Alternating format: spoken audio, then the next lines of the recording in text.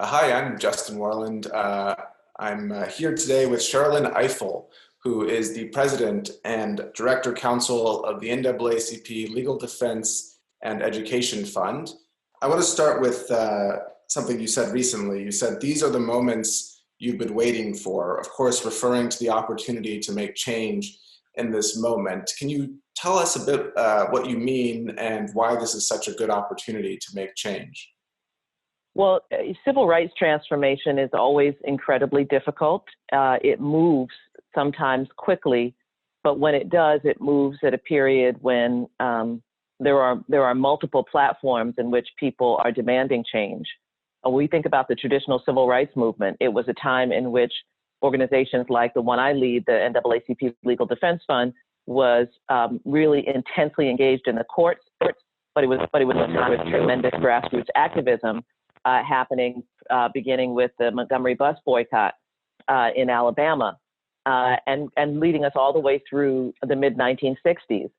When you have all those things happening at the same time, there was also political reckoning and upheaval because of the Vietnam War, and then the assassination of President Kennedy. And so there were many, many reasons why many people had reason to question some of the traditional institutions in our country, and to question the values that undergird some of those institutions. And we're in that moment again. Just to go very specific, what are some of the police reforms that you hope to see come, in this moment? Well, I think the most, important piece is there are actually two elements, I think. One is creating a true accountability regime. The officer who's engaged in this act of killing George Floyd clearly is confident enough that he believes nothing will happen to him. And we can see that on his face. And that is an indictment of our justice system. So how does that accountability happen? Well, there are multiple levels of accountability. One level of accountability is obviously criminal prosecution. And we will see what happens. I mean, there is progress in that these officers were arrested and charged fairly quickly. But whether he will be convicted, Officer Chauvin or the others with him, is a whole other story. We all watched Philando Castile killed in his car and the Facebook feed. That officer went to trial and was acquitted. But we also need to see through the system of civil rights actions that are brought against these officers. And that's the doctrine of qualified immunity, which functions as a defense for police officers and protects them in many instances from the consequences of their unconstitutional acts. The way that doctrine has been interpreted by courts has essentially left a gaping hole that really has accounted for this system of impunity, where police officers are very rarely held accountable under our federal civil rights statutes. Revising, reforming, drastically reforming qualified immunity is big on the list. It shows up in the Justice in Policing Act, the George Floyd Justice in Policing Act, the bill that is being debated in the House. But there's also the other piece, which is about reimagining who police are in our communities. And this is the kind of reimagining public safety, defund the police, however, whatever label you're putting on it. It really is, to my mind, about reimagining who police are in our communities and how much we want to reduce the footprint of armed officers of the state engaging in conflict resolution in communities. This being an election year, I want to ask about voting rights. How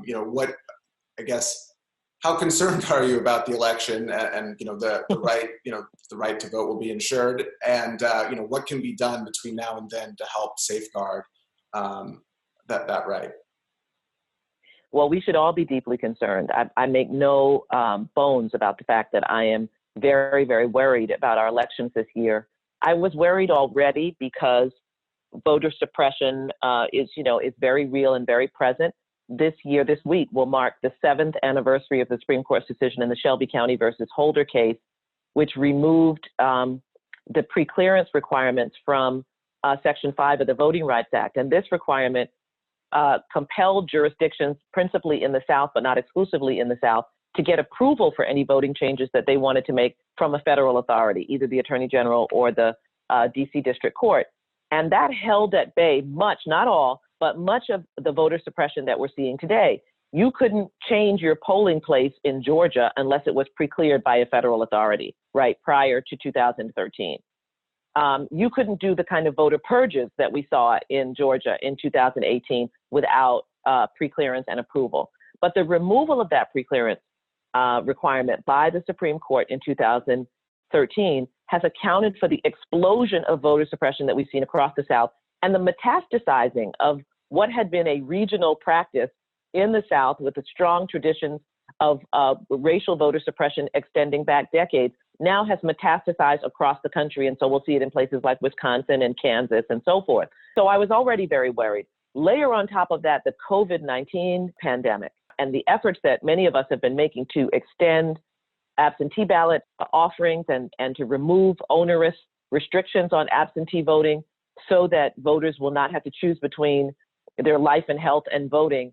And seeing, tweets from the president, basically scaremongering, suggesting that absentee ballots will be created by foreign countries. This is absurd. Absentee balloting has been with us forever. It's how most of the military votes.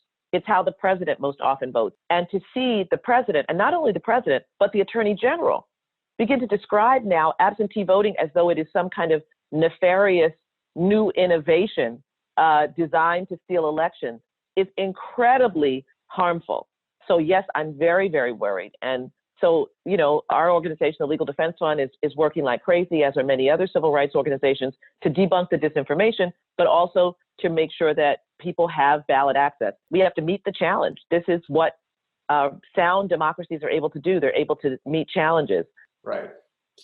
I want to ask a bit about the role of the courts. You mentioned Shelby, and of course, the Legal Defense Fund was founded in large part to use courts to drive change. What is the role of the courts today? I mean, how much can you continue to do via the court system, given the challenges with cases like Shelby and sort of the current composition? And what's the role of the courts today for you? Well, I think people, when they think about the courts, tend to think about the Supreme Court, but there are many other courts, and very few of these cases make their way to the Supreme Court. So we challenged, for example, onerous absentee ballot requirements in South Carolina and in Alabama. In Alabama, in order to vote absentee, you need to have 2 third-party witnesses sign your ballot or have the ballot notarized, and you need to include a copy of your government-issued photo ID. So imagine that you are an elderly person or an African-American person, perhaps with a pre-existing condition, who wants to vote absentee. You get the absentee ballot. Now, by Alabama law, you would be compelled to interact with 2 other people to sign that ballot for you. And then you would be compelled, and the Secretary of State of Alabama has said this, well, they should just go out to Kinko's and get a copy of their government-issued photo ID, which ruins the whole point of absentee voting, which is that people want to do precisely what the CDC said people should do, which is socially distance, not engage with others and so forth, especially if you are in a population of people who are disproportionately subjected to COVID infection and death. So we went into court to challenge it in Alabama. We challenged the witness requirement in South Carolina, and we won in both cases.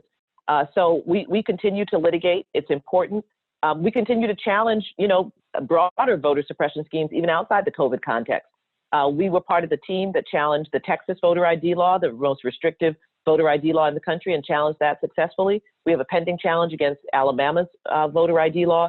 So I think people, when they feel skeptical about the courts are certainly not the be-all and end-all. There's no question that the courts are increasingly conservative, and there's certainly no question that we have a hard road to go in the Supreme Court.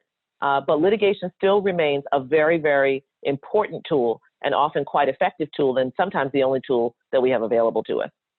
In this moment, a lot of Americans have come, I think, to understand something that, many of us have understood for so long, which is, systemic racism is a problem in this country, and to frame it as such. I'm curious, what are your thoughts about how to really root out this issue that really is in the fabric of our society?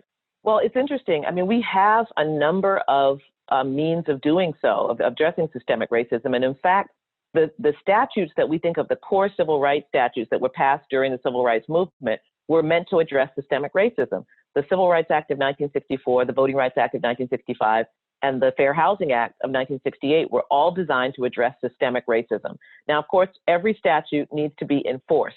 And without enforcement, they're words on the paper. The principal enforcer of these statutes really should be the Justice Department. And unfortunately, the Justice Department, first under Attorney General Sessions and now under Attorney General Bill Barr, has entirely turned away from civil rights enforcement as a priority of the organization. Thank you so much for taking the time. This was a great conversation. Thank you so much. Appreciate it.